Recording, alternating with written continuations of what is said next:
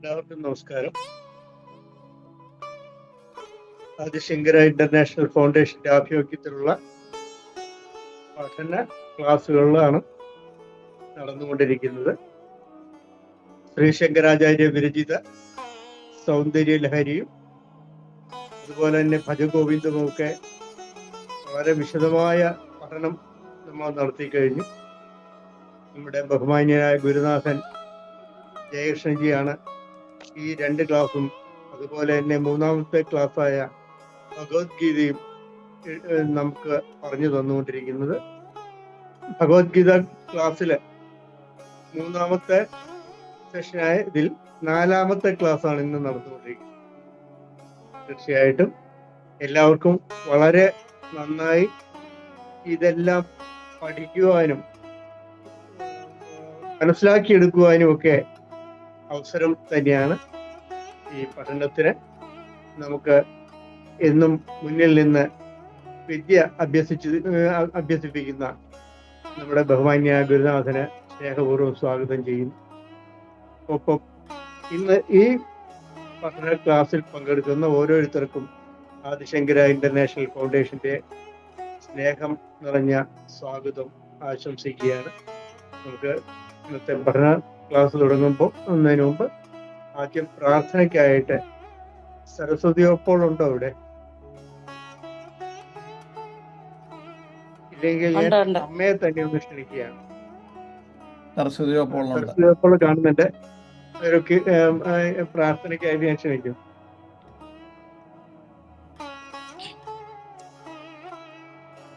അജ്ഞാനാന്ത ഗഹനപതിതാൻ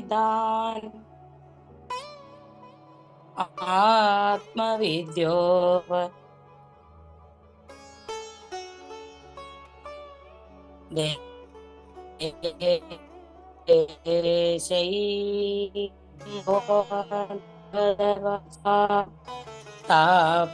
താപപാപാസ്യമാൻ മുക്ത്വാ മൗനം വടവിടവിനോ മൂലദോ നിഷ്പദി ശംഭോർമൂർത്തി ശരദി ഭുവനേ ശങ്കരാചാര്യ രൂപാ സദാശിവസമാരംഭാം ശങ്കരാചാര്യ മധ്യമപര്യന്താം വന്ദേ ഗുരുപരമ്പരാ ശങ്കരം ശങ്കരാചാര്യം കേശവം ബാദരായണം സൂത്രഭാഷ്യകൃതൗ വന്ദേ ഭഗവന്തൗ പുനഃ പുനഃ. സരസ്വതീ നമസ്തുഭ്യം വരദേ കാമരൂപിണീ വിദ്യാരംഭം കരിഷ്യാമി സിദ്ധിർഭവതു മേ സദാ. സവിത്രീഭിർവാചാം ശശിമണിശിലാഭംഗിരുചിഭിർ വശിന്യാദ്യാഭിസ്ത്വാം സഹജനനീ സഞ്ചിന്തയതി യഃ സകർത്താ കാവ്യാനാം ഭവതി മഹതാം ഭംഗിരുചിഭിർ വാചോഭിർ വാഗ്ദേവീ വദന കമലാമോദ മധുരൈ. ശങ്കര.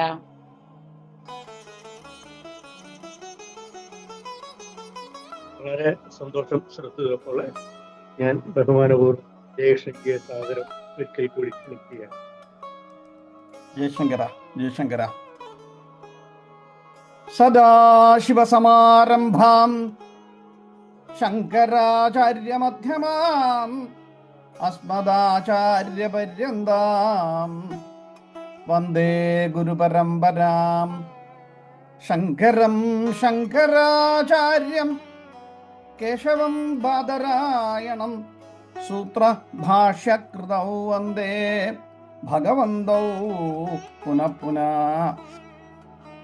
മാധവോ മാധവോ വാചി മാധവോ മാധവോ ഹൃദി സ്മരന്തി സാധവഃ സർവേ സർവകാര്യേഷു മാധവം. മാധവോ മാധവോ വാചി മാധവോ മാധവോ ഹൃദി സ്മരന്തി സാധവഃ സർവേ സർവകാര്യേഷു മാധവം. ജയശങ്കര. എല്ലാവർക്കും നമസ്കാരം. നമ്മൾ ജഗദ്ഗുരു ആദിശങ്കരാചാര്യ സ്വാമികളാൽ വിരചിതമായിരിക്കുന്ന കൃതികളെ വളരെ അർത്ഥമറിഞ്ഞ് അടുത്തറിയുന്നതിന് വേണ്ടിയുള്ള പാഠ്യപദ്ധതിയിലൂടെ സഞ്ചരിച്ചു കൊണ്ടിരിക്കുകയാണ്. ആദ്യമായിട്ട് നമ്മൾ സൗന്ദര്യലഹരിയെ 100 ശ്ലോകങ്ങളും അർത്ഥമറിഞ്ഞ് പഠിച്ചു. അതിൽ പലരും ഉപാസിച്ചു കൊണ്ടേയിരിക്കുന്നു എന്നുള്ളതും വളരെ നല്ല കാര്യം. പിന്നീട് നമ്മളെ ജീവിത ലക്ഷ്യങ്ങൾ നേടുവാനായിട്ട് ഉദാത്തമായ ഭജഗോവിന്ദം എന്ന പ്രകരണ ഗ്രന്ഥത്തെ അർത്ഥമറിഞ്ഞ് പഠിച്ചു. അതിനുശേഷം നമ്മൾ ഭഗവത്ഗീത എന്ന മഹത്തായ ഈ ഗ്രന്ഥം അർത്ഥമറിഞ്ഞ് ജീവൻ മുക്തിക്ക് വേണ്ടി പഠിച്ചുകൊണ്ടിരിക്കുകയാണ്. അതിൻ്റെ ഭാഗമായിട്ട് നമ്മൾ പറഞ്ഞു ഭഗവത്ഗീതയുടെ വിഷയം എന്ന് പറയുന്നത് പരബ്രഹ്മമാണ്. എന്താണ് പ്രയോജനം? പ്രയോജനം എന്ന് പറയുന്നത് മുക്തിയാണ് എന്ന് പറയുകയുണ്ടായി. അപ്പോൾ നമുക്ക് ഇതുവരെ 3 ക്ലാസ്സുകളാണ് നടന്നിരിക്കുന്നത്. അതിൽ ഒരു റീക്യാപ്പ്. ഒന്നാമത്തെ ക്ലാസ്സിൽ നമ്മൾ ആദിശങ്കര ഇൻ്റർനാഷണൽ ഫൗണ്ടേഷനെ കുറിച്ച് നാം സംസാരിക്കുകയുണ്ടായി. അതിനുശേഷം ശങ്കരാചാര്യസ്വാമികളെക്കുറിച്ചും അദ്ദേഹത്തിൻ്റെ പൂർവവൃത്താന്തങ്ങളെക്കുറിച്ചും അദ്ദേഹത്തിൻ്റെ ജീവിതത്തെക്കുറിച്ചും ശങ്കരാചാര്യ കൃതികളെക്കുറിച്ചും നാം പറയുകയുണ്ടായി. അതിനുശേഷം നമ്മൾ ശങ്കര കൃതികളെക്കുറിച്ച് ഒരു ചെറുതായിട്ട് നാം സ്മരിച്ചു. പിന്നീട് ഭഗവത്ഗീത ശങ്കര ഭാഷ്യത്തിലൂടെ ആ ശങ്കരൻ്റെ ഭാഷ്യം, അപ്പോൾ ഭഗവത്ഗീതയുടെ ഉദ്ഭവം മുതൽ വളരെ ഭംഗിയായിട്ട് പറഞ്ഞു തന്നിരിക്കുന്നത് ശങ്കര ഭാഷ്യത്തിലാണ്. ആ ശങ്കര ഭാഷ്യത്തിൻ്റെ ഉപക്രമണിക അല്ലെങ്കിൽ ഞാൻ ആ ഒരു അവതാരിക ഞാൻ പറയുകയുണ്ടായി ആദ്യത്തെ ക്ലാസ്സിൽ. അതിനുശേഷം വരാഹപുരാണത്തിൽ കൊടുത്തിരിക്കുന്ന ഏതാണ്ട് 20ഓളം ശ്ലോകങ്ങൾ, 18-20 ശ്ലോകങ്ങൾ ഭഗവത്ഗീതയുടെ മാഹാത്മ്യത്തെ ഉദ്ധരിക്കുന്നവയാണ്. അവ ഉദ്ധരിച്ച് അർത്ഥം പറഞ്ഞ് മനസ്സിലാക്കുകയും ചെയ്തു. ആ ശ്ലോകങ്ങൾ എഴുതിയിടാം എന്ന് ഞാൻ പറഞ്ഞിരുന്നു. അത് ഞാൻ എഴുതിയിടാം ഈ ഗ്രൂപ്പിൽ. അതിനുശേഷം നമ്മൾ ഭഗവത്ഗീത പഠിതാക്കൾ എല്ലാ ദിവസവും ഭഗവത്ഗീത എപ്പോഴും ജപിക്കുമ്പോൾ, ഭഗവത്ഗീത വായിക്കുമ്പോൾ അല്ലെങ്കിൽ ഭഗവത്ഗീത ചൊല്ലുമ്പോൾ അതിനാദ്യമായിട്ട് മധുസൂദനാനന്ദ സരസ്വതി എഴുതിയിരുന്ന കീർത്തനങ്ങൾ, അതായത് ശ്ലോകങ്ങൾ, പ്രാർത്ഥനാ ശ്ലോകങ്ങളുണ്ട്. 9 ശ്ലോകങ്ങളുണ്ടെന്നും അവ നാം എന്നും ചൊല്ലണമെന്നും പറയുകയുണ്ടായി. ആ 9 ശ്ലോകങ്ങളെ നാം അർത്ഥമറിഞ്ഞ് പരിചയപ്പെട്ടു. ഇന്ന് നമുക്ക് ആദ്യത്തെ അധ്യായത്തിലോട്ടാണ് നാം ഇന്ന് കടക്കുന്നത്. ഏതായാലും ആദ്യത്തെ അധ്യായം തുടങ്ങുന്നതിന് മുൻപും നമ്മൾ എന്നും തന്നെ ഭഗവത്ഗീത വായിക്കുന്നതിന് മുൻപും ആദ്യം 9 പ്രാർത്ഥനാ ശ്ലോകങ്ങൾ ചൊല്ലണം.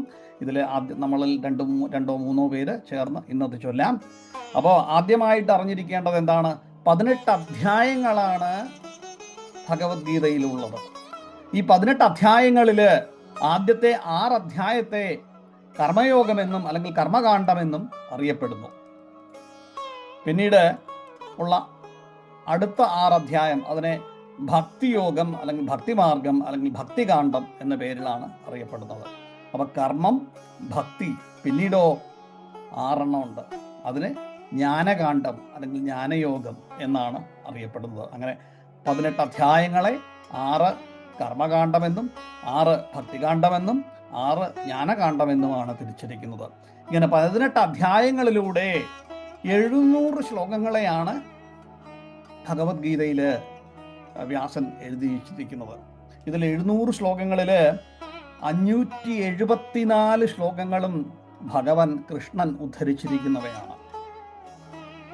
അപ്പം അതുകൊണ്ട് പിന്നീടോ അതിനുശേഷമുള്ളത് അർജുനൻ 84 ശ്ലോകങ്ങൾ അർജുനൻ്റേതുമാണ്. അതുകൊണ്ട് തന്നെയാണ് ഭഗവത്ഗീത എന്ന് പറയുന്നത് ശ്രീകൃഷ്ണാർജുന സംവാദം എന്ന പേരിൽ അറിയപ്പെടുന്നത്.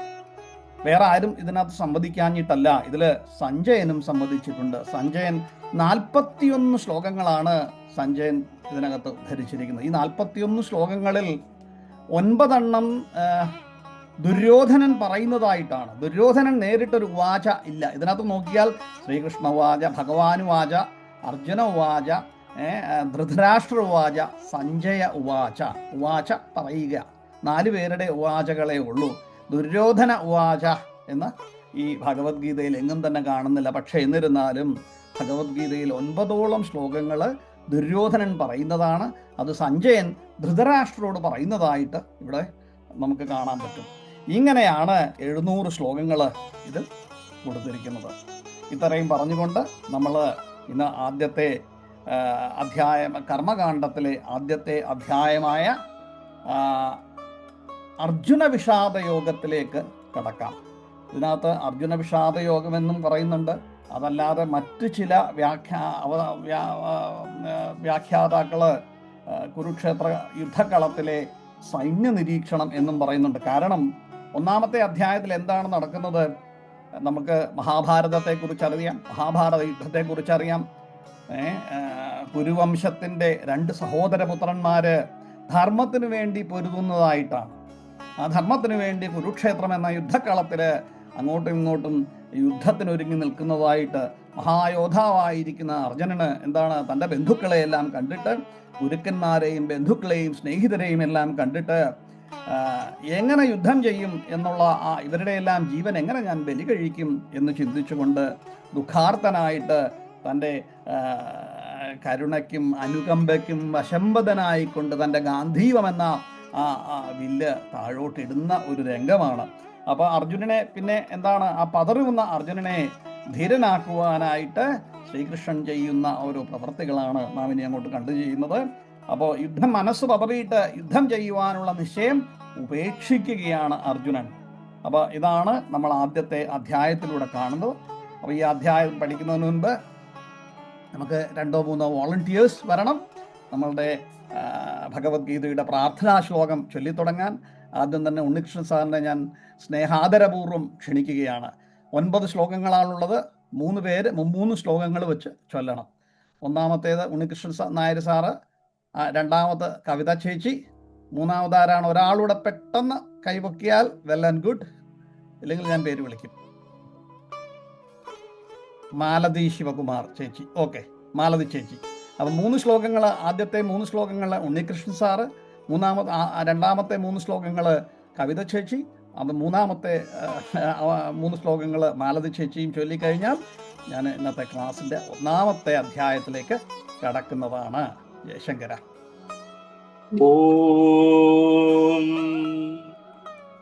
ഓം പാർത്ഥായ പ്രതിബോധിതാം ഭഗവതാ നാരായണേന സ്വയം വ്യാസേന ഗ്രഥിനാം പുരാണമുനിനാ മധ്യേ മഹാഭാരതം അദ്വൈതാമൃതവർഷിണീം ഭഗവതീം അഷ്ടാദശാധ്യായനീം അംബ ത്വാമനുസന്ധദാമി ഭഗവദ്ഗീതേ ഭവദ്വേഷിണീം. നമോസ്തു വ്യാസവിശാലബുദ്ധേ ഫുല്ലാരവിന്ദായ തപത്രനേത്ര യേന ത്വയാ ഭാരതതൈലപൂർണഃ പ്രജ്വാലിതോ ജ്ഞാനമയ പ്രദീപ പ്രപന്നപാരിജാതായ സ്തോത്രവേത്രൈകപാണയേ ജ്ഞാനമുദ്രായ കൃഷ്ണായ ഗീതാമൃതദുഹേ നമഃ. കവിത ചേച്ചി. സർവോപനിഷദോ ഗാവോ എന്ന് ചൊല്ലിക്കോളൂ. സർവോപനിഷദോ ഗാവോ दोक्तो दोक्ता गोपालनन्दन पार्थो वत्ससुधीर्भोक्ता दुग्धं गीतामृतं महत् वसुदेवसुदं देवं कंसचाणूरमर्दनं देवगी परमानन्दं कृष्णं वन्दे जगद्गुरुम् भीष्मद्रोणतडा जयद्रथजला गान्धारनीलोत्पला शल्यग्राहवती कृपेण वहिनी कर्णेन वेलाकुला अश्वत्थामविकर्णघोरमकरा दुर्योधनावर्तिनी सोत्तीर्णा खलु पाण्डवैरणनदी कैवर्तक केशवा जयशङ्कर മാലതി ചേച്ചി. പാരാശര്യവജസരോജമമലം അവിടുന്ന് ചൊല്ലിക്കോളൂ.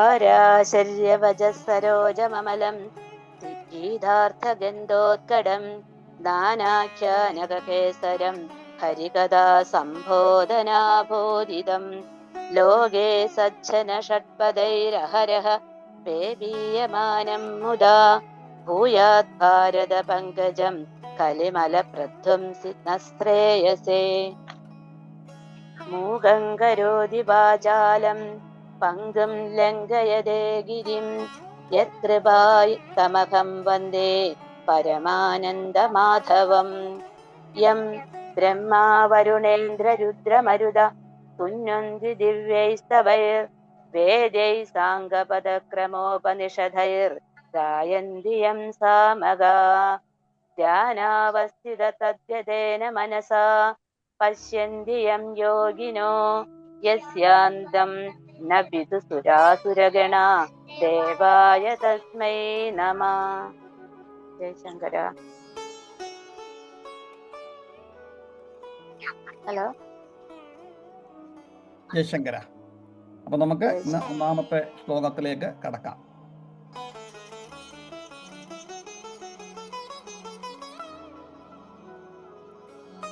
ധൃതരാഷ്ട്ര ഉവാച. അപ്പോൾ ഭഗവത്ഗീതയുടെ ഒന്നാമത്തെ ശ്ലോകം, ഭഗവത്ഗീത തുടങ്ങുന്നത് ധൃതരാഷ്ട്ര ഉവാച എന്ന് പറഞ്ഞുകൊണ്ടാണ്. ധൃതരാഷ്ട്രൻ പറയുന്നു എന്നുള്ളതാണ്. നമ്മൾ ഇതിനു മുമ്പ് സഞ്ജയന് ദിവ്യദൃഷ്ടിയുണ്ട്, ഞാൻ അതിലോട്ടൊന്നും കടന്നില്ല. സഞ്ജയന് ധൃതരാഷ്ട്രർക്ക് യുദ്ധകളത്തിൽ വരുവാനോ യുദ്ധത്തെ നിരീക്ഷിക്കുവാനോ സാധിക്കുകയില്ല. കാരണം അദ്ദേഹം അന്ധനായിരുന്നു എന്നുള്ളത് കൊണ്ട്. പക്ഷേ എന്നിരുന്നാലും ദിവ്യചക്ഷുവായിരുന്ന ദിവ്യദൃഷ്ടിയുണ്ടായിരുന്ന സഞ്ജയന് യുദ്ധകളത്തിലെ എല്ലാം നടക്കുന്നതെല്ലാം കാണുവാനും ശ്രവിക്കുവാനും സാധിച്ചിരുന്നു എന്നുള്ളത് കൊണ്ട് അതെല്ലാം അദ്ദേഹം, വ്യാസൻ നമുക്ക് വേണ്ടി പുസ്തകത്തിലൂടെ എഴുതി തന്നു. സഞ്ജയൻ ഇതെല്ലാം കേട്ടുകൊണ്ട് അപ്പോഴപ്പോൾ റണ്ണിങ് കമൻ്ററി ആയിട്ട് ആർക്ക് ധൃതരാഷ്ട്രക്ക് പറഞ്ഞു കൊടുത്തുകൊണ്ടേയിരുന്നു എന്നുള്ളതാണ്. അപ്പോൾ ഇവിടെ ധൃതരാഷ്ട്ര ആദ്യം ചോദിക്കുന്നതാണ്, ധൃതരാഷ്ട്ര ഉവാച എന്ന് പറഞ്ഞാൽ ധൃതരാഷ്ട്രർ പറഞ്ഞു, ഉവാച എന്ന് പറഞ്ഞാൽ പറഞ്ഞു, പറയുക എന്നുള്ളതാണ്. ധൃതരാഷ്ട്ര എന്ന് പറയുന്നത് നാമധേയമാണ്. കുരുവംശത്തിൻ്റെ രാജാവ് ആയിരുന്നു ധൃതരാഷ്ട്ര, അദ്ദേഹത്തിൻ്റെ പേരാണ്. ഇപ്പൊ കുരു രാജാവായിരിക്കുന്ന ധൃതരാഷ്ട്രർ പറഞ്ഞു എന്നുള്ളതാണ് ധൃതരാഷ്ട്ര ഉവാച. ധർമ്മക്ഷേത്രേ കുരുക്ഷേത്രേ സമവേതായുയുത്സവ മാമകാ പാണ്ഡവശ്ചൈവ കിമകുർവതു സഞ്ജയ. ധർമ്മക്ഷേത്രേ കുരുക്ഷേത്രേ സമവേതായുയുത്സവ മാമകാ പാണ്ഡവശ്ചൈവ കിമകുർവതു സഞ്ജയ. എന്താണ്? ധൃതരാഷ്ട്ര മഹാരാജാവ് സഞ്ജയനോട് ചോദിക്കുകയാണ്, ധർമ്മക്ഷേത്രേ കുരുക്ഷേത്രേ, അലയോ സഞ്ജയ. അലയോ സഞ്ജയ എന്ന് പറയാൻ കാരണം അവസാനം സഞ്ജയ എന്ന് പറഞ്ഞിരിക്കുന്നു. ധർമ്മക്ഷേത്രേ കുരുക്ഷേത്രേ സമവേതായുയോത്സവ മാമകാ പാണ്ഡവശ്ചൈവ കിമകുർവത സഞ്ജയ.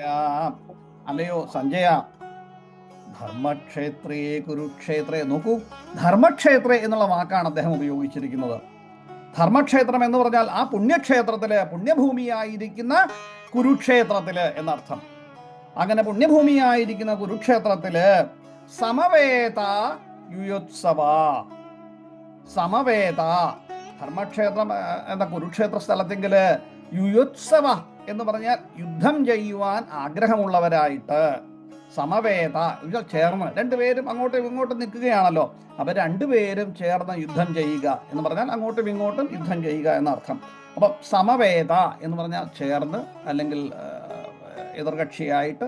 അപ്പൊ യുയുത്സവ യുദ്ധം ചെയ്യുവാൻ ആഗ്രഹമുള്ളവരായി ചേർന്ന് ധർമ്മക്ഷേത്രമായിരിക്കുന്ന പുണ്യഭൂമിയായിരിക്കുന്ന കുരുക്ഷേത്രത്തില് ആരൊക്കെ? മാമക പണ്ഡവശ്ചൈവ. മാമക എന്നാണ് എന്റെ മക്കളും, പിന്നീടോ എന്റെ മാമക പാണ്ഡവശ്ചൈവ ഹിമകുർവത് സഞ്ജയാം. പാണ്ഡുപുത്രന്മാരും പാണ്ഡവശ്ചൈവ എന്നുള്ളതാണ്. അപ്പൊ പാണ്ഡവശ്ചൈവ എന്ന് പാണ്ഡുപുത്രന്മാര്.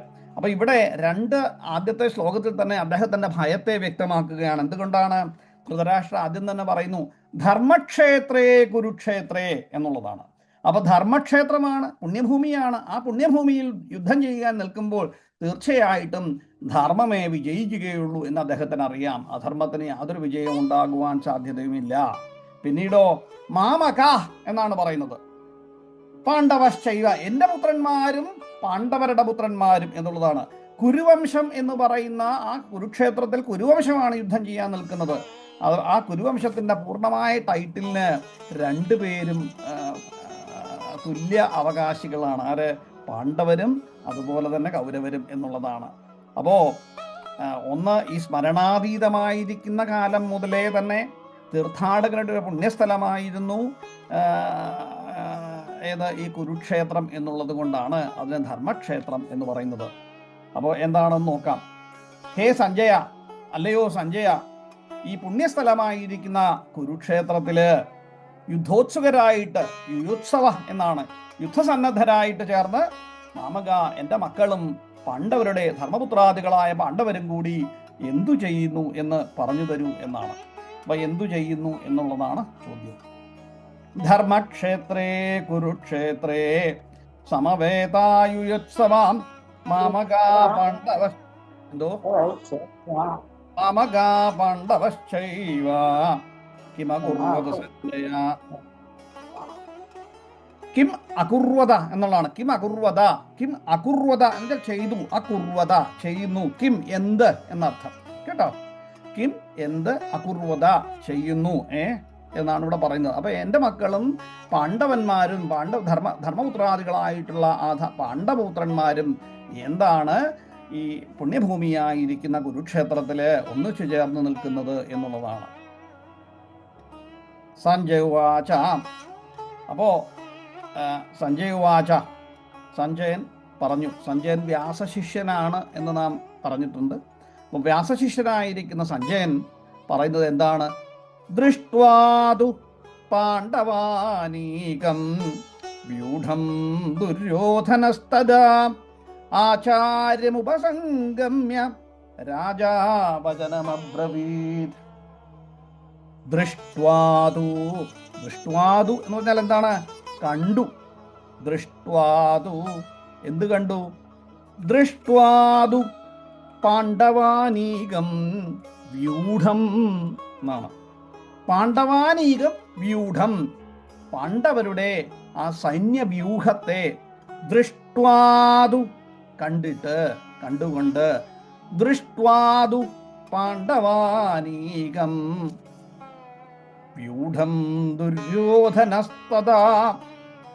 അപ്പോ പാണ്ഡവന്മാരുടെ ആ സൈന്യത്തെ കണ്ടിട്ട്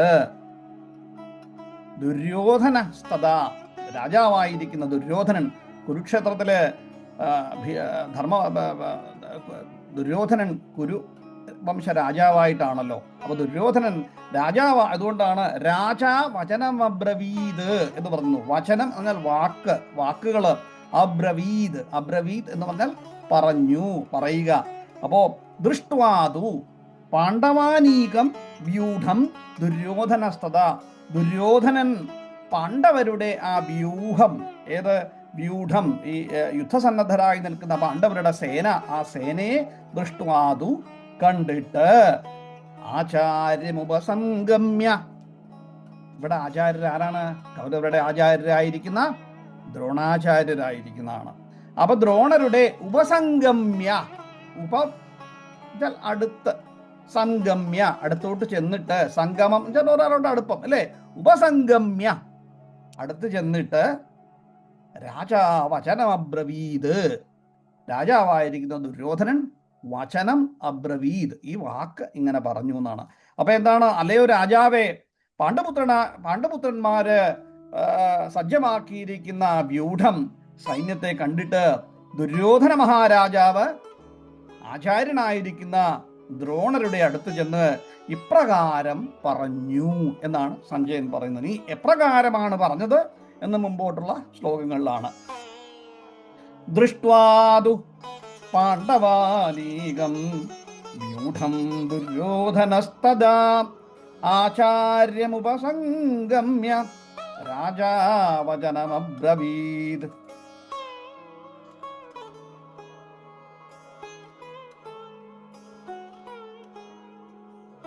അപ്പോ രാജാവ് എന്താണ് പറയുന്നത്? പശ്യൈതാം, പശ്യൈതാം കണ്ടുകൊള്ളൂ, കാണൂ എന്നാണ് പറയുന്നത്. എന്താണ്? പണ്ഡുപുത്രാണാം ആചാര്യമഹതീം ചമും വ്യൂഢാം ദ്രുപദപുത്രേണ തവ ശിഷ്യേണ ധീമഹതാം. അപ്പൊ ഇത് പറയുമ്പോ സത്യത്തില് ദുര്യോധനൻ പാണ്ഡവരുടെ ആ സേനയെ പരിചയപ്പെടുത്തുകയാണ്, തൻ്റെ ആചാര്യന് പരിചയപ്പെടുത്തുകയാണ്. അങ്ങനെ ഒരു പരിചയപ്പെടുത്തേണ്ട ആവശ്യം ഉണ്ടോ? ഇല്ല. പക്ഷെ എന്തുകൊണ്ടാണ് ഇത്ര വളരെ ചെറുതാണെങ്കിലും പാണ്ഡവര് ജനനം മുതൽക്കേ തന്നെ അവരെല്ലാം ധർമ്മനിഷ്ഠരായിരുന്നു എന്നറിയാം. കുരുക്ഷേത്രമായിരിക്കുന്ന പുണ്യഭൂമിയാണ് എന്നറിയാം. ഈ പവിത്രമായിരിക്കുന്ന സ്ഥലത്തിന്റെ സ്വാധീന ശക്തിയെക്കുറിച്ചും അറിവുള്ളവനായ ദുര്യോധനൻ അതിബുദ്ധിശാലിയുമാണ്. അദ്ദേഹത്തിന് ഇതെല്ലാം അറിയാവുന്നതാണ്. ഇതെല്ലാം അറിഞ്ഞുകൊണ്ടും അർജുനൻ ഈ ധർമ്മപുത്രരുടെ പാണ്ഡവരുടെ സേനയെ കണ്ടിട്ട് സത്യത്തിൽ മനസ്സിലുണ്ടാകുന്ന ഒരു ആകുലതയാണ്, അല്ല വ്യാകുലതയാണ് ഇവിടെ പ്രത്യക്ഷപ്പെടുന്നത്. അത് കണ്ടിട്ട് വളരെ പെട്ടെന്ന് ആചാര്യന്റെ അടുത്ത് പോയി പാണ്ഡവരുടെ സേനയെക്കുറിച്ച് പറയുകയാണ്. ആചാര്യന് ഇവരെ ആരെയും പരിചയപ്പെടുത്തേണ്ട കാര്യമില്ല, കാരണം ഇവരെല്ലാവരും തന്നെ ദ്രോണാചാര്യരുടെ ശിഷ്യന്മാരായിരുന്നു എന്നുള്ളതും വാസ്തവമാണ്. അപ്പോ രാജാവ് ആണെങ്കിൽ പോലും ദുര്യോധനന് ആ കാര്യഗൗരവത്തോടു കൂടി ദ്രോണാചാര്യരെ ചെന്ന് കാണേണ്ടി വരുന്ന ഒരു അവസ്ഥ വന്നു. അതെന്തിനാണ്? തൻ്റെ മനസ്സിൻ്റെ ആകുലത കൊണ്ടുകൂടിയാണ് എന്നാണ് പറയുന്നത്, ആചാര്യന്മാർ പറയുന്നത്. പശ്യേതാം പാണ്ഡുപുത്രാണാം, കണ്ടുകൊള്ളൂ എന്നാണ്, കാണൂ, അല്ലയോ ആചാര്യ അങ്ങ് കാണൂ. പശ്യേതാം പാണ്ഡുപുത്രേണ, കാരണം ഇവിടെ വേറൊരു വാക്കും കൂടെ ഉപയോഗിക്കുന്നുണ്ട്. ദ്രുപദപുത്രേണ തവ ശിഷ്യേണ ധീമത, തൻ്റെ ശിഷ്യന്മാരിൽ മഹാമിടുക്കനായിരുന്ന ദ്രുപദന്റെ പുത്രനും ഉണ്ട് എന്നാണ്. ആ ദ്രുപദപുത്രൻ എങ്ങനെയാണ്? സത്യത്തില് ദ്രുപദപുത്രൻ എന്ന് പറയുന്ന ദൃഷ്ടദ്യുമ്നൻ, അദ്ദേഹം ദ്രോണരെ വധിക്കുവാൻ വേണ്ടി ദ്രുപദൻ തപസ് ചെയ്തുണ്ടായിരിക്കുന്ന പുത്രനാണ്. അപ്പം എത്രമാത്രം ശക്തമായിരിക്കും പാണ്ഡവസേന എന്നുള്ള ഭയവും ദുര്യോധനന്റെ മനസ്സിലുണ്ട് എന്നുള്ളതാണ്. അപ്പൊ ആ ദ്രുപദപുത്രനായിരിക്കുന്ന ദൃഷ്ടദ്യുമ്നനെ അദ്ദേഹത്തിന്റെ കീഴില് ദ്രോണരുടെ കീഴില് സൈനികാഭ്യാസം ചെയ്യിച്ചു. അപ്പൊ ബ്രാഹ്മണൻ എന്ന നിലയിലാണ്, ബ്രാഹ്മണരെ എല്ലാവരെയും ഒരേപോലെ കാണണം എന്നാണ് പറഞ്ഞിരിക്കുന്നത്. ബ്രഹ്മജ്ഞാനേഷു ബ്രാഹ്മണ എന്നാണല്ലോ, എല്ലാവരിലും ബ്രഹ്മമാണ് എന്ന് കണ്ടുകൊണ്ട് ആ ബ്രാഹ്മണ്യം കൊണ്ട് ഇദ്ദേഹത്തെ പഠിപ്പിച്ചു എന്നാണ്. ആരെ? ദ്രുപദപുത്രനായിരിക്കുന്ന ദൃഷ്ടദ്യുമ്ന. ഇന്ന് നോക്കൂ, അദ്ദേഹം പാണ്ഡവരുടെ പടനായകനായിട്ട് നിൽക്കുകയാണ്. പശ്യേതാം പാണ്ഡുപുത്രാണാം ആചാര്യമഹതീം ചമും വ്യൂഢാം ദ്രുപദപുത്രേണ തവ ശിഷ്യേണ ധീമത. അല്ലയോ ആചാര്യ, പശ്യേതാം കണ്ടുകൊള്ളൂ, അങ്ങയുടെ ശിഷ്യനും എങ്ങനെ? ദ്രുപദപുത്രേണ തവ ശിഷ്യേണ ധീമത. ധീമത, ധീ എന്ന് പറഞ്ഞാൽ ബുദ്ധി. ആ ധിഷണാശാലിയായിരിക്കുന്ന, അതിബുദ്ധിമാനായിരിക്കുന്ന, അത്യധികം കഴിവുള്ളവനായിരിക്കുന്ന അങ്ങയുടെ ശിഷ്യനും ബുദ്ധിശാലിയുമായിരിക്കുന്ന ദ്രുപദപുത്രൻ ഒരുക്കി നിർത്തിയിട്ടുള്ള ഈ മഹത്തായ മഹതീം ചമും എന്നാണ്, ഈ മഹത്തായ പാണ്ഡവ സൈന്യത്തെ പശ്യേതാം, ഒന്ന് നോക്കിക്കാണൂ എന്നുള്ളതാണ്. വ്യൂഢാം എന്ന് പറഞ്ഞാൽ ഇങ്ങനെ സൈന്യത്തെ നിരത്തി നിർത്തിയിരിക്കുന്ന, അവർക്കൊരു ഓർഡർ ഉണ്ടല്ലോ, പരേഡിന് വേണ്ടി നിർത്തിയിരിക്കുന്നത് പോലെ യുദ്ധസജ്ജമാക്കി നിർത്തിയിരിക്കുന്നു. അതാണ് വ്യൂഢം, അല്ലെങ്കിൽ വ്യൂഹരിക്കപ്പെട്ടിരിക്കുന്ന സൈന്യ വ്യൂഹത്തെയാണ് വ്യൂഢം എന്ന് പറഞ്ഞിരിക്കുന്നത്. ആചാര്യ എന്ന് വിളിക്കുന്നത് ഗുരുവെ, എൻ്റെ ഗുരു എന്നുള്ള രീതിയിലാണ് ദ്രോണാചാര്യര്. പിന്നീടോ തവ ശിഷ്യേണ, തവ എന്ന് പറഞ്ഞാൽ അങ്ങയുടെ, ശിഷ്യേണ ശിഷ്യനായിട്ടുള്ള, ധീമത, ധീമത എന്ന് പറഞ്ഞാൽ ബുദ്ധിമാനായിട്ടുള്ള, ദ്രുപദപുത്രേണ ദ്രുപദന്റെ പുത്രനായിരിക്കുന്ന, വ്യൂഢാം, വ്യൂഢം എന്ന് പറഞ്ഞാൽ ഞാൻ പറഞ്ഞു വ്യൂഹരം, ഇങ്ങനെ സൈന്യവ്യൂഹം, മഹതീം മഹത്തായിരിക്കുന്ന, ചമും ഏതാം ചമും ഈ സേനയെ കണ്ടുകൊള്ളൂ എന്നാണ് പറയുന്നത്. പശ്യേതാം പാണ്ഡുപുത്രാണാം ആചാര്യമഹതീം ചമും വ്യൂഢാം ദ്രുപദപുത്രേണ തവ ശിഷ്യേണ ധീമതാം. അപ്പോൾ ഹേ ആചാര്യ, അല്ലയോ ദ്രോണാചാര്യരെ, അങ്ങയുടെ ശിഷ്യനും അതിബുദ്ധിശാലിയുമായിരിക്കുന്ന ദൃഷ്ടദ്യുമ്നാൽ വ്യൂഹമാക്കി നിർത്തപ്പെട്ടിരിക്കുന്ന മഹത്തായ ഈ പാണ്ഡവ സൈന്യത്തെ അങ്ങ് നോക്കിക്കണ്ടാലും, അപ്പോൾ യോദ്ധാക്കളുടെ തേജം, ബലം, പൗരുഷം ഇവയെല്ലാം എല്ലാം കണ്ടുകൊണ്ട് വർദ്ധിച്ചിരിക്കുന്ന ഈ സൈന്യത്തെ ഒന്ന് നോക്കിക്കൊള്ളൂ എന്നാണ് സത്യത്തില് അർത്ഥം. എന്നിട്ടോ പിന്നെ ഓരോരുത്തരെയായിട്ട് പരിചയപ്പെടുത്തുകയാണ്. അത്ര ശൂരാ മഹേശ്വാസ, അത്ര ശൂരാ മഹേശ്വാസ ഭീമാർജുന സമായുധി യുയുധാനോ വിരാടശ്ച ദ്രുപദശ്ച മഹാരഥാം. അത്ര ശൂരാ മഹേശ്വാസ, അത്ര എന്നുവെച്ചാൽ ഇവിടെ ആരൊക്കെയാണ് ഇവിടെ നിൽക്കുന്നതെന്ന് പറഞ്ഞു വരികയാണ്. അത്ര ശൂരാ മഹേശ്വാസ, മഹേശ്വാസ മഹാവില്ലാളികള്, ഭീമാർജുന സമായുധാം. ഇവിടെ അത്ര ശൂരാ മഹേശ്വാസ ഭീമാർജന സമായുധി, യുധി എന്ന് പറഞ്ഞാൽ യുദ്ധത്തിൽ, ഈ യുദ്ധത്തില് അത്ര ശൂര, ഇവിടെ വില്ലാളികളായിട്ട് മഹാവില്ലാളികൾ, ശൂര വീരന്മാര്. ആരൊക്കെയാണ് വീരന്മാര്? ഭീമാർജന സമായുധി, ഭീമാർജുനന്മാരോട് തുല്യമായിരിക്കുന്ന മഹേശ്വാസ, ഭീമാർജുന സമ, ഭീമന്റെയും അർജുനനെയും സമമായിട്ടുള്ള മഹേശ്വാസ വില്ലാളി വീരന്മാര്.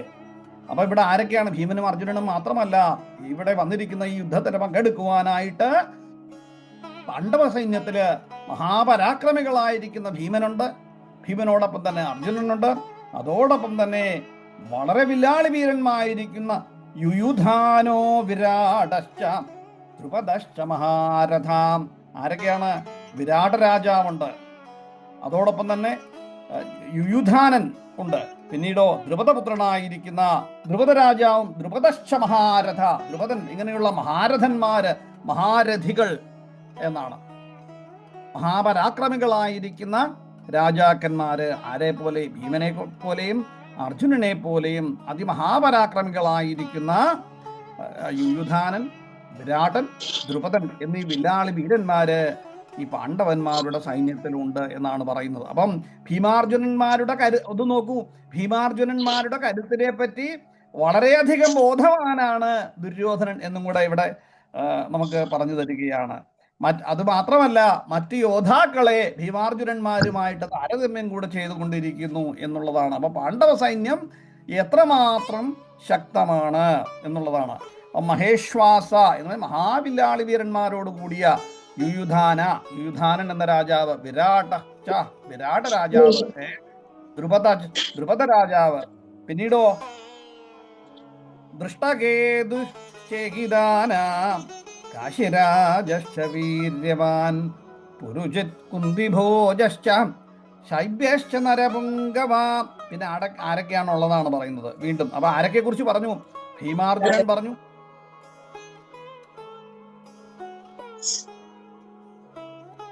ഭീമനും വിലാളി വീരന്മായ ഭീമനെ കുറിച്ചും അർജുനനെ കുറിച്ചും പറഞ്ഞു. അർജുനനും ഭീമനും സമന്മാരായിരിക്കുന്ന അല്ലെങ്കിൽ അതുപോലെ തന്നെ മഹാരഥികളായിരിക്കുന്ന യുയുധാനൻ ഉണ്ട് എന്ന് പറഞ്ഞു. വിരാട രാജാവുണ്ട്, ദ്രുപദ മഹാരാജാവുണ്ട്. ഇങ്ങനെയെല്ലാമുള്ള വില്ലാളി വീരന്മാരും ആ സൈന്യത്തിലുണ്ട്. പശ്യേതാം പാണ്ഡുപുത്രാണാം, കണ്ടുകൊള്ളൂ ആചാര്യരെ. പിന്നീടോ ദൃഷ്ടകേതുശ്ചേകിദാനാം കാശിരാജശ്ച വീര്യവാൻ പുരുജിത് കുന്തിഭോജശ്ച ശൈബ്യശ്ച നരപുംഗവ. പിന്നീട് ഉള്ള മഹാപരാക്രമികളെ കുറിച്ച് പറയുകയാണ്. പേരുകളാണ് പറയുന്നത്. ആരാണ്? ദൃഷ്ടകേതു ചേകിദാനാം, ദൃഷ്ടകേതു എന്ന രാജാവ്. പിന്നീടോ ചേകിദാന എന്ന രാജാവ്. പിന്നീട് കാശിരാജശ്ച വീര്യവാൻ, വീര്യവാൻ, അപ്പം കീർത്തിമാനായിരിക്കുന്ന അതിശക്തിമാനായിരിക്കുന്ന അതാണ് വീര്യവാൻ, ധൈര്യവുമുള്ള കാശിരാജാവും. പുരുജിത്ത് എന്ന് പറയുന്ന രാജാവ്. പിന്നീടോ കുന്തിഭോജൻ എന്ന് പറയുന്നത് കുന്തിയുടെ അച്ഛനാണ്. ആ രാജാവിൻ്റെ പേര് കുന്തിഭോജൻ എന്നാണ്, കുന്തിയുടെ അച്ഛൻ. നരപുംഗവ ശൈബ്യശ്ച നരപുംഗവ. നരപുംഗവൻ എന്ന് പറയുന്ന മനുഷ്യന്മാരിൽ ശ്രേഷ്ഠനായിരിക്കുന്ന, അതാണ് നരപുംഗവൻ. നരൻ എന്ന് പറഞ്ഞാൽ മനുഷ്യൻ, പുംഗവൻ ശ്രേഷ്ഠൻ എന്നർത്ഥം. നരപുംഗവൻ, നരന്മാരിൽ പുംഗവനായിരിക്കുന്ന, നരന്മാരിൽ ശ്രേഷ്ഠനായിരിക്കുന്ന നരപുംഗവ. ആരാ? ശൈബ്യശ്ച നരപുംഗവ, ശൈബ്യരാജാവ്. പിന്നീടോ യുധാമന്യശ്ച വിക്രാന്ത ദൃഷ്ടകേതുശ്ചേകിദാനാം കാശിരാജശ്ച വീര്യവാൻ പുരുജിത് കുന്തിഭോജശ്ച ശൈബ്യശ്ച നരപുംഗവ യുധാമന്യശ്ച വിക്രാന്ത ഉത്തമൗജാശ്ച വീര്യവാൻ സൗഭദ്രോ ദ്രൗപദേയാശ്ച സർവൈവ മഹാരഥ. നോക്കൂ, തന്റെ ഓപ്പോസിഷനെ കുറിച്ച് അതിഭയങ്കരമായ രീതിയിൽ വളരെ മനോഹരമായിട്ട് ദുര്യോധനൻ അവരെ പരിചയപ്പെടുത്തുകയാണ്. അപ്പൊ തന്റെ ശത്രുക്കളെ ഇത്ര കേമന്മാരായിട്ട് ഒന്ന് പറയണമെങ്കിൽ ദുര്യോധനന്റെ മനസ്സിലുണ്ടായിരിക്കുന്ന ആ ഒരു ഭയം ഒന്ന് ആലോചിച്ചു നോക്കൂ. യുധമന്യശ്ച വിക്രാന്ത എന്ന് പറഞ്ഞാൽ മഹാപരാക്രമശാലിയായിട്ട്, അതാണ് മഹാപരാക്രമശാലിയായിട്ട് വിക്രമിയായിരിക്കുന്ന അല്ലെങ്കിൽ പരാക്രമിയായിരിക്കുന്ന യുധാമന്യു. പിന്നീടോ വീര്യവാൻ യുധാമന്യശ്ച വിക്രാന്ത ഉത്തമൗജശ്ച വീര്യവാൻ, മഹാവീര്യനായിരിക്കുന്ന ഉത്തമൗജസ്. സൗഭദ്രോ ദ്രൗപദേയാശ്ച. സൗഭദ്രോ എന്ന് പറഞ്ഞാൽ ആരാണ്? സുഭദ്രയുടെ പുത്രൻ. ആരാണ് സുഭദ്രയുടെ പുത്രൻ? അഭിമന്യു. അപ്പൊ സുഭദ്രയുടെ പുത്രനായിരിക്കുന്ന അഭിമന്യുവും സൗഭദ്രോ എന്ന് പറയുന്ന അഭിമന്യുവാണ്. സൗഭദ്രോ ദ്രൗപദേയാശ്ച, ദ്രൗപദിയുടെ പുത്രന്മാരും എന്നുള്ളതാണ്. അപ്പം പാഞ്ചാലിയുടെ പുത്രന്മാര്, സുഭദ്രയുടെ പുത്രനായിരിക്കുന്ന അഭിമന്യു. പാഞ്ചാലിയുടെ പുത്രന്മാർ ആരാണ്? പാണ്ഡവന്മാരുടെ അല്ലേ പുത്രന്മാര്.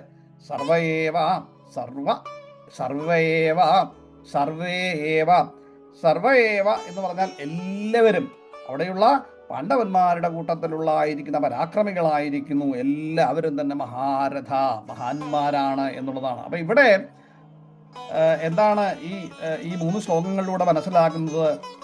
എന്താ പറഞ്ഞത്? അത്ര ശൂരാമഹേശ്വ. അതിനു മുമ്പ് പശ്യേതം പാണ്ഡുപുത്രാണാം ആചാര്യമഹതീം ജമും വ്യൂഢാം ദ്രുപദപുത്രേണ തവ ശിഷ്യേണ ധീമതാം അത്ര ശൂരാമഹേശ്വാസാം ഭീമാർജുന സമായുധി യുയുധാനോ വിരാടശ്ച ദ്രുപദശ്ച മഹാരഥാം ദൃഷ്ടകേതുശ്ചേകിദാന കാശിരാജശ്ച വീര്യവൻ പുരുജിത് കുന്തിഭോജശ്ച ശൈബ്യശ്ച നരപുംഗവാം യുധാമന്യശ്ച വിക്രാന്ത ഉത്തമൗജശ്ച വീര്യവൻ സൗഭദ്രോ ദ്രൗപദേയാശ്ച സർവേഹ മഹാരഥാ എന്നാണ്. അപ്പൊ ഇവിടെ ആ പാണ്ഡവ സൈന്യത്തില് യുദ്ധത്തില് അതിയോഗ്യന്മാരും ഭീമാർജുനന്മാരോട് തുല്യന്മാരും വലിയ വില്ലാളികളുമായിട്ടുള്ള ശൂരന്മാരുണ്ട്, സാത്വികിയുണ്ട്, വിരാടനുണ്ട്, മഹാരഥനായ ദ്രുപദനുണ്ട്, ദൃഷ്ടകേതുണ്ട്, ചകിതാനനുണ്ട്, വീരനായിരിക്കുന്ന കാശിരാജാവുണ്ട്, പുരജിത്തുണ്ട്, കുന്തിഭോജനുണ്ട്, മനുഷ്യ ശ്രേഷ്ഠന്മാരിൽ അല്ലെങ്കിൽ ശ്രേഷ്ഠനായിരിക്കുന്ന ശൈബ്യശ്ച നരപുങ്കവ ശൈബ്യനുണ്ട്, പരാക്രമശാലിയായിരിക്കുന്ന യുധാമന്യുണ്ട്, പിന്നെ വീര്യവാനായിരിക്കും ഉത്തമ ഓജസ്സുണ്ട്, സുഭദ്രാപുത്രനായി സൗഭദ്രോ ദ്രൗപദേയാശ്ച സുഭദ്രാപുത്രനായിരിക്കുന്ന വിലാളി വീരനായിരിക്കുന്ന അഭിമന്യുണ്ട്, ദ്രൗപദിയുടെ പുത്രന്മാര് ഇവരെല്ലാവരും മഹാരഥന്മാരാണ് എന്നാണ്. ഇത്രയുമാണ് ആദ്യം ഈ കുരുക്ഷേത്ര യുദ്ധത്തില് ദുര്യോധനൻ പാണ്ഡവരുടെ സൈന്യത്തെക്കുറിച്ച് പറഞ്ഞു തുടങ്ങുന്നത്. പിന്നീട് ഈ പാണ്ഡവരുടെ സൈന്യത്തെക്കുറിച്ച് പറഞ്ഞതിന് ശേഷം അദ്ദേഹം തൻ്റെ സൈന്യത്തെക്കുറിച്ചും തൻ്റെ സൈന്യബലത്തെക്കുറിച്ചും അളക്കുകയാണ്. അതായത് കൗരവന്മാരുടെ സൈന്യത്തെക്കുറിച്ച് അദ്ദേഹം ദ്രോണാചാര്യർക്ക് പറഞ്ഞു കൊടുക്കുന്നതാണ്. അത് നമ്മൾ അടുത്ത ക്ലാസ്സിൽ നമുക്ക് നോക്കാം. അപ്പോൾ ഈ 6 ശ്ലോകങ്ങൾ, ഇന്ന് പഠിച്ച 6 ശ്ലോകങ്ങൾ ഞാനൊന്ന് ചൊല്ലാം. നിങ്ങളെല്ലാവരും മ്യൂട്ട് ചെയ്തുകൊണ്ട് അതോടൊപ്പം ചൊല്ലുക. അതിനുശേഷം വായിക്കുവാൻ പറ്റുന്നവർ ഓരോരുത്തരായിട്ട് വായിക്കുക. പിന്നെ ഒന്ന്, പലപ്പോഴും പലരും പല ഗീതാ ക്ലാസ്സുകളിൽ പോയിട്ടുണ്ടാവാം. ഇവരെല്ലാവരും ഒരു മോണലോഗ് പോലെയാണ് എല്ലാ ഗീതാ ശ്ലോകങ്ങളും ചൊല്ലുന്നത്. അതങ്ങനെയല്ല. ഓരോ ശ്ലോകത്തിനും ഭാവമുണ്ട്. നമ്മൾ വർത്തമാനം പറയുമ്പോൾ ഭാവത്തിന് പ്രാധാന്യമുണ്ട്, ശബ്ദമുണ്ട്, ഭാവമുണ്ട്. അപ്പോൾ മാത്രമേ അത് വാസ്തവികമായിട്ട് നമുക്ക് മനസ്സിലാക്കുവാൻ സാധിക്കുകയുള്ളൂ. അല്ലാതെ കണ്ണടച്ചുകൊണ്ട് ധർമ്മക്ഷേത്രേ കുരുക്ഷേത്രേ, അടുത്ത ശ്ലോകവും അങ്ങനെ തന്നെ അർജുനൻ പറയുന്നതിനും ഒരേ ട്യൂണ്, ദുര്യോധനൻ പറയുന്നതിനും ഒരേ ട്യൂണ്, അങ്ങനെയല്ല. ഇത് സംവാദമാണ്, സംവദിക്കലാണ്, വർത്തമാനം പറയുകയാണ്, സംസ്കൃതത്തിലാണ് എന്ന് മാത്രം. അപ്പോൾ ഈ ശ്ലോകങ്ങൾ ഞാൻ ഇപ്പം ഇന്നത്തെ 6 ശ്ലോകങ്ങളൊന്ന് ചൊല്ലിക്കോളൂ.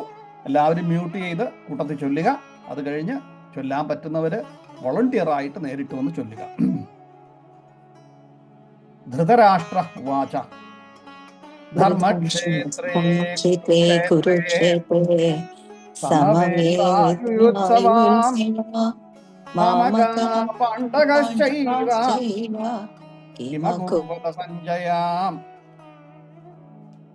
അടുത്തത് സഞ്ജയ ഉവാച ദൃഷ്ട്വാതു പാണ്ഡവാനീകം വ്യൂഢം ദുര്യോധനസ്തദാ ആചാര്യമുപസംഗമ്യ രാജാ വദനമബ്രവീത് പശ്യേതാം പാണ്ഡുപുത്രാണാം ആചാര്യമഹതീം ചമും വ്യൂഢാം ദ്രുപദപുത്രേണ തവ ശിഷ്യേണ ധീമതാ അത്ര ശൂരാ മഹേശ്വാസാ ഭീമാർജുന സമായുധി യുയുധാനോ വിരാടശ്ച ദ്രുപദശ്ച മഹാരഥാം ദൃഷ്ടകേതുശ്ചകിതാന കാശിരാജശ്ച വീര്യവാൻ പുരുജിത് കുന്തിഭോജശ്ച ശൈബ്യശ്ച നരപുങ്കവ യുധാമന്യശ്ച വിക്രാന്ത ഉത്തമൗജാശ്ച വീര്യവാൻ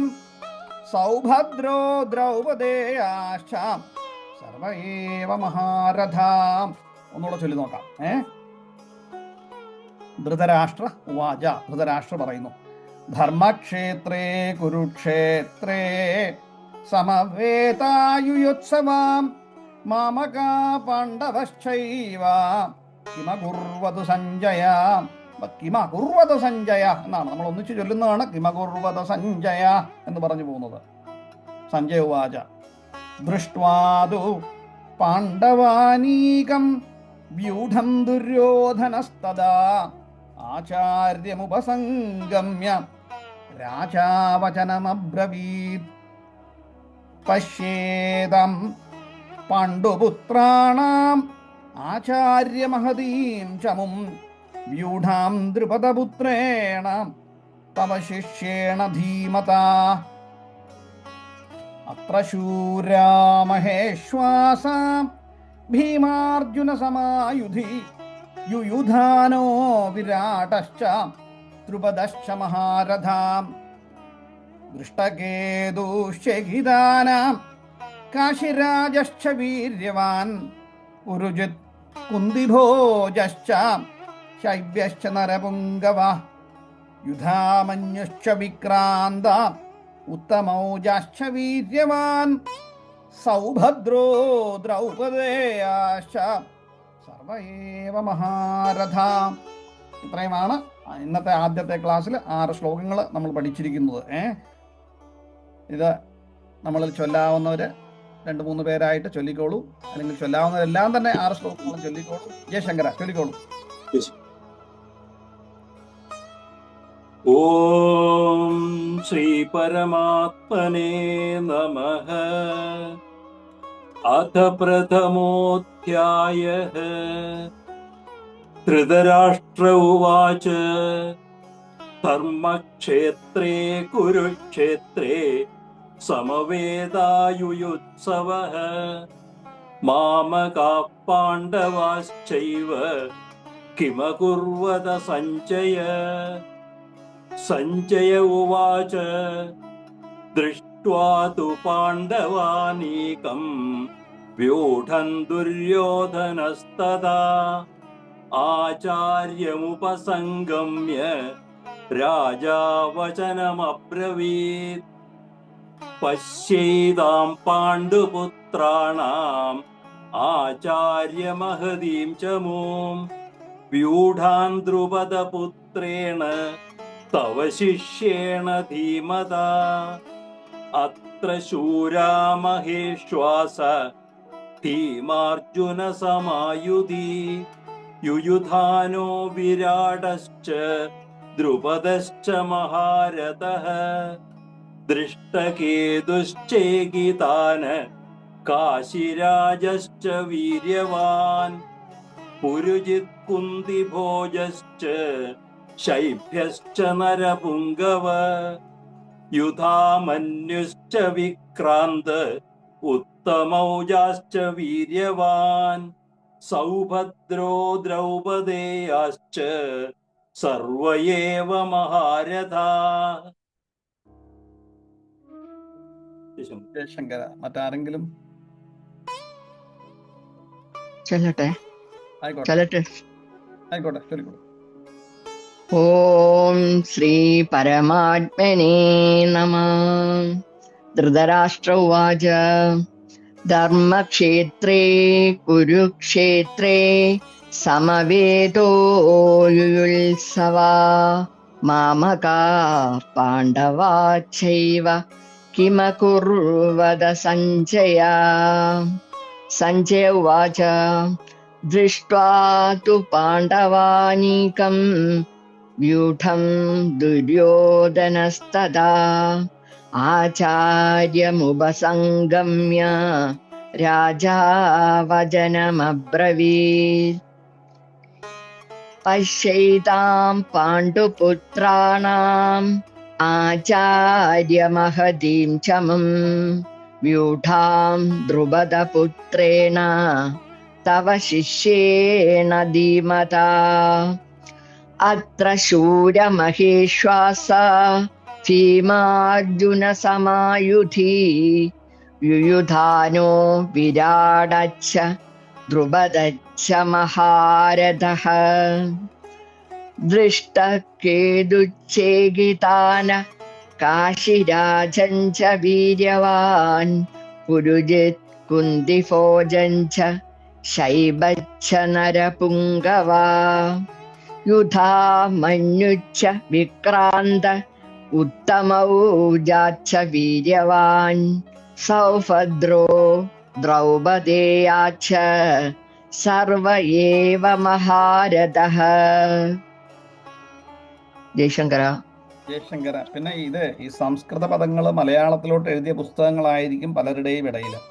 ഭാരതീയത്തിൽ ഈ സംസ്കൃതം ഉപയോഗത്തിൽ എല്ലായിടത്തും നമ്മൾ ഇപ്പം നമഃ എന്ന് പറയുന്നത് നമഃ എന്ന് പറയണമെന്നില്ല.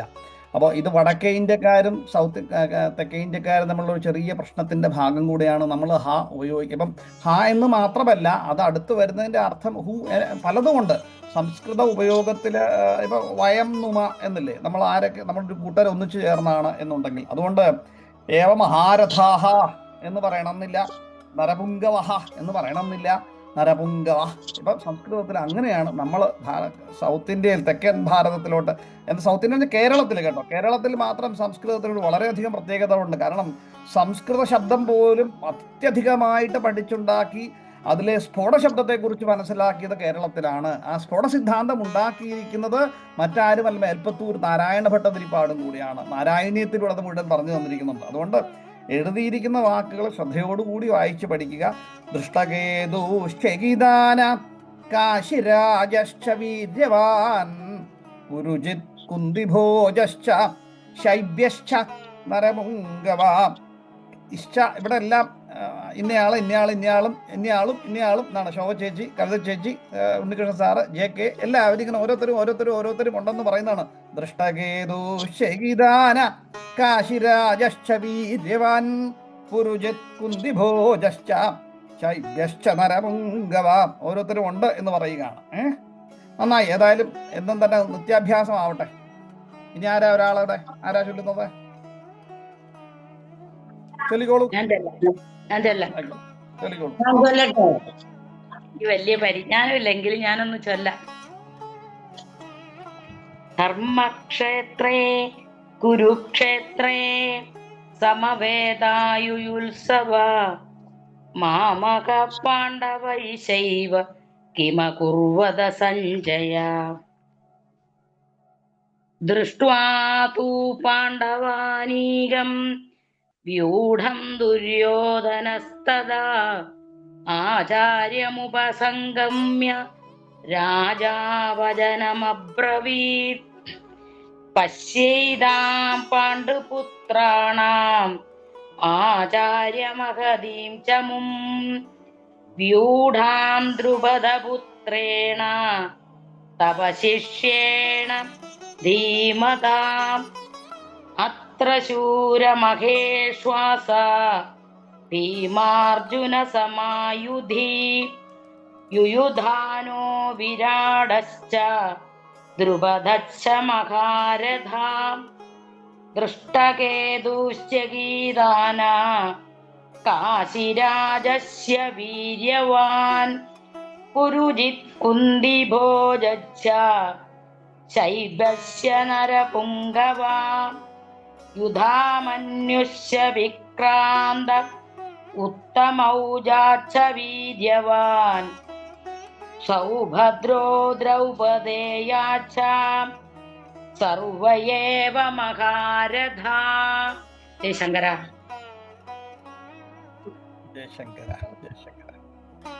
ശോഭ ചേച്ചി ചൊല്ലാൻ തയ്യാറായിട്ടിരിക്കുകയാണോ? അതല്ലെങ്കിൽ ഞാൻ അവസാനിപ്പിക്കാം ഇന്നത്തേത്. ആണോ? ചൊല്ലിക്കോട്ടെ. പിന്നെന്താ ചൊല്ലിക്കോട്ടെ. ധൃതരാഷ്ട്രോവാച ധർമ്മക്ഷേത്രേ കുരുക്ഷേത്രേ സമവേദായുത്സവ മാമകാ പാണ്ഡവശ്ചൈവ കിമകുർവത സഞ്ജയ. ദൃഷ്ട്വാ തു പാണ്ഡവാനീകം വ്യൂഢം ദുര്യോധനസ്തദാ ആചാര്യമുപസംഗമ്യ രാജാവചനമബ്രവീത്. പശ്യതാം പാണ്ഡുപുത്രാണാം ആചാര്യമഹതീം ച മും വ്യൂഢാം ദ്രുപദപുത്രേണ തവ ശിഷ്യേന ധീമതാ. അത്ര ശൂരാ മഹേശ്വാസ ഭീമാർജുന സമായുധി യുയുധാനോ വിരാടശ്ച ദ്രുപദശ്ച മഹാരഥാ.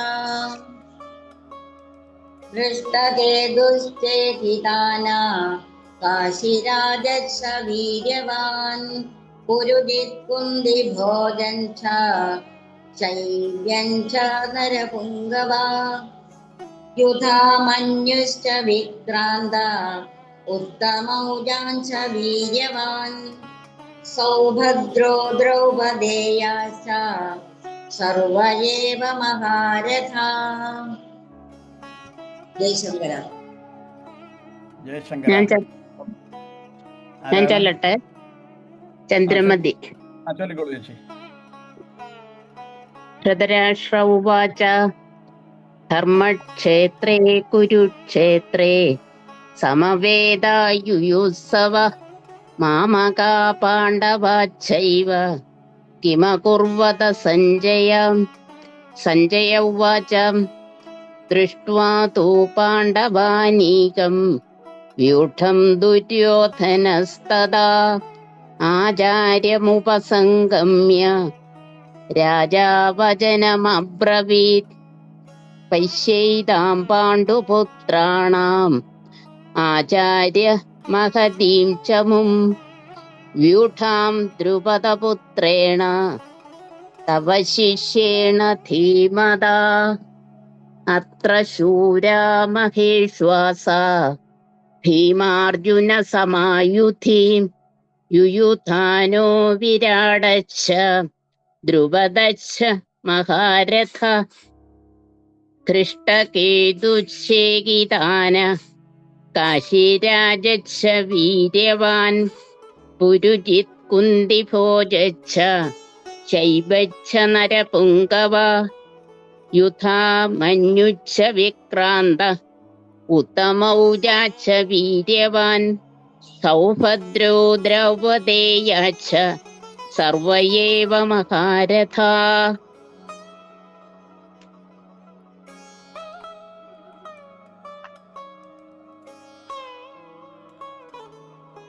കൊള്ളാം. അപ്പോൾ എല്ലാവരും ചൊല്ലാനായിട്ട് പഠിച്ചു.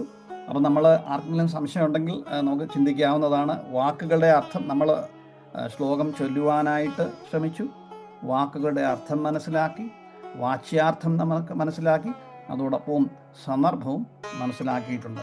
അപ്പോൾ ഒന്നാമത്തെ ശ്ലോകത്തിൽ തന്നെ ധർമ്മക്ഷേത്രമാണ് എന്ന് പറയുന്നത് കൊണ്ട് തന്നെ ധൃതരാഷ്ട്രയുടെ ആ ഒരു ഭയം, കാരണം അദ്ദേഹത്തിന് ധർമ്മപിതാവായ ശ്രീകൃഷ്ണൻ ധർമ്മക്ഷേത്രത്തിൽ പാണ്ഡവരോടൊപ്പം നിൽക്കുമ്പോൾ തന്നെ പൂർണ്ണമായിട്ടും ഈ യുദ്ധം തൻ്റെ മക്കൾക്ക് നഷ്ടപ്പെടും എന്നുള്ള അപ്പോൾ ധൃതരാഷ്ട്രയുടെ സ്വാർത്ഥഭാവത്തെയും, കാരണം മമകാ പാണ്ഡവശ്ചൈവ, എൻ്റെ മക്കളും ആ കുരുവംശം എന്നുള്ളത് അവരുടെ അവകാശം പാണ്ഡുപുത്രന്മാർക്ക് പോലും ധൃതരാഷ്ട്ര ഇവിടെ നിഷേധിക്കുകയാണ്.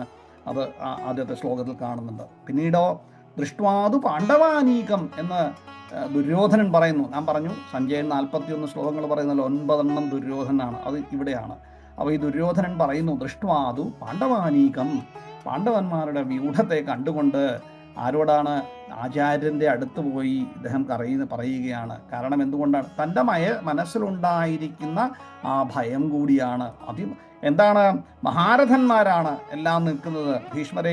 ഭീമനെയും അർജുനനെയും പോലെ തത്തുല്യമായ മഹാരഥികളാണ് നമുക്കെതിരെ യുദ്ധം ചെയ്യുവാൻ നിൽക്കുന്നത്. അതിന് അതുമാത്രമല്ല, അതോടൊപ്പം തന്നെ ദ്രോണാചാര്യരെ അദ്ദേഹത്തിൻ്റെ ഒരു തെറ്റ് ചൂണ്ടിക്കാണിക്കുകയും കൂടിയാണ്. കാരണം എന്താണ്? ഇപ്പോൾ ബ്രാഹ്മണൻ അധ്യാപനം അധ്യയനം യജനം യാചനം തഥാ ബ്രാഹ്മണാനാമകൽപ്പയെന്നുണ്ട്. എന്നുള്ളത് വെച്ചുകൊണ്ട് ദ്രോണര് ദ്രുപദ രാജാവിൻ്റെ പുത്രനായിരിക്കുന്ന ദൃഷ്ടദ്യുമ്നനെ എല്ലാം പഠിപ്പിച്ചു. അത് മാത്രമല്ല തപശിഷ്യേണ ധീമത എന്നാണ്. മഹാപരാക്രമശാലിയും ബുദ്ധിമാനും അറിവുള്ളവനുമായിരുന്നു. കാരണം ദ്രോണരിൽ നിന്നും എല്ലാം പഠിച്ചു. അതുമാത്രമല്ല ദ്രോണാചാര്യരെ വധിക്കുവാനായിട്ട് ദ്രുപദർക്കുണ്ടായിരിക്കുന്ന പുത്രനുമാണ്. അപ്പം യുദ്ധത്തിൽ നാം തോൽക്കും, ദ്രോണർ മരിക്കപ്പെടും എന്നുള്ള ആധിയും ദുര്യോധനിലുണ്ട്. അതുകൊണ്ട് ദുര്യോധനൻ ദ്രോണാചാര്യരുടെ തെറ്റിനെയും കൂടി, കാരണം രാജാവാണല്ലോ, അതിൻ്റേതായ ഒരു അദ്ദേഹത്തിൻ്റെ പ്രൗഢിയുണ്ട്. ആ പ്രൗഢിയോടുകൂടി അദ്ദേഹത്തിൻ്റെ തെറ്റിനെ കൂടി ചൂണ്ടിക്കാണിക്കുകയാണ്. പിന്നീട് മറ്റുള്ള മഹാപരാക്രമികളായിരിക്കുന്നവരെ കുറിച്ചും അങ്ങനെ അതിശക്തമാണ് പാണ്ഡവരുടെ വ്യൂഢം. ഈ കുരുക്ഷേത്രത്തിൽ, പുണ്യഭൂമിയായിരിക്കുന്ന കുരുക്ഷേത്രത്തിൽ ധർമ്മത്തിൻ്റെ പിതാവായിരിക്കുന്ന കൃഷ്ണൻ കൂട്ടത്തിൽ നിൽക്കുകയാണ് എന്നുള്ള ഒരു ബോധം ദുര്യോധനൻ ഉണ്ടാവുകയും ആ ദുര്യോധനൻ അത് തൻ്റെ ആചാര്യനോട് പറഞ്ഞു കൊടുക്കുന്നതുമായിട്ടാണ് ആദ്യത്തെ ഈ 6 ശ്ലോകത്തിലൂടെ നാം മനസ്സിലാക്കിയത്. ഇനി അടുത്ത ക്ലാസ്സിൽ ദുര്യോധനൻ തൻ്റെ വ്യൂഹത്തെ തൻ്റെ വ്യൂഹത്തെ പരിചയപ്പെടുത്തുന്നതായിട്ടാണ്. അപ്പോൾ ഇത്രയും പറഞ്ഞുകൊണ്ട് ഇന്നത്തെ ക്ലാസ് നമുക്കിവിടെ അവസാനിപ്പിക്കാം.